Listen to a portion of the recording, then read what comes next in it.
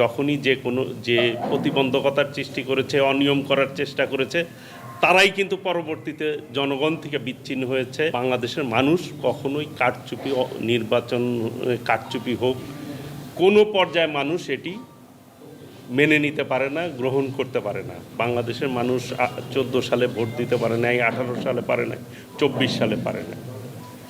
এই যে মানুষের অধিকার যে তারা তাদের পছন্দ মতো প্রার্থীকে নির্বাচিত করবে, সেই ক্ষেত্রে যখনই যে প্রতিবন্ধকতার সৃষ্টি করেছে, অনিয়ম করার চেষ্টা করেছে, তারাই কিন্তু পরবর্তীতে জনগণ থেকে বিচ্ছিন্ন হয়েছে। আশা করি যে আগামী দিনেও যারা এই অনিয়মের সাথে সম্পৃক্ত থাকবে, অনিয়ম করবে, মানুষের অধিকারকে হরণ করার চেষ্টা করবে, তারাই জনগণ থেকে বিচ্ছিন্ন হবে, জাতি সেটি বিচার করবে।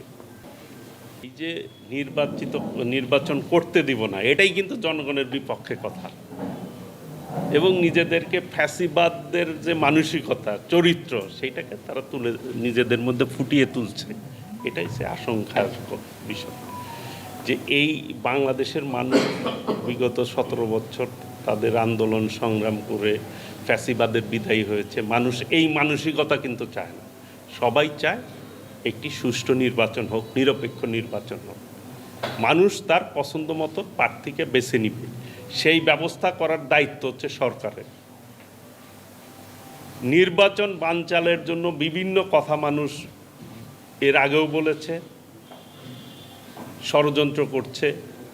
যারা ষড়যন্ত্র করে কখনোই গণতন্ত্রকে বাধাগ্রস্ত করা যায় সাময়িকভাবে, কিন্তু দীর্ঘমেয়াদে গণতন্ত্রেরই বিজয় হয়।